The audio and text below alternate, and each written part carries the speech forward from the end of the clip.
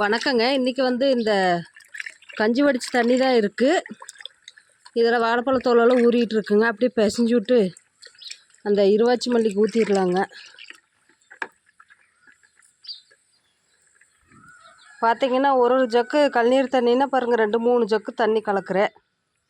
அப்படியே நேரடியாக தண்ணி கொடுக்கக்கூடாது.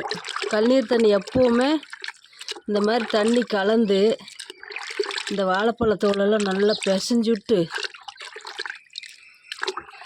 எடுத்துடலாங்க. எடுத்து ஒரு கம்போஸ்டிங்கில் போட்டுட்டு இந்த தண்ணி மாத்திரம் கொடுக்கலாம். அவ்வளோதான். இப்போ இந்த தண்ணியில் அவ்வளோ சத்துக்கள் இருக்குது.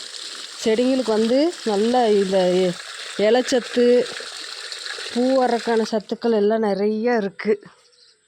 கொடுத்தாச்சு. பூக்கள் வரும். பிடிச்சா லைக் பண்ணுங்கள். Happy gardening friends.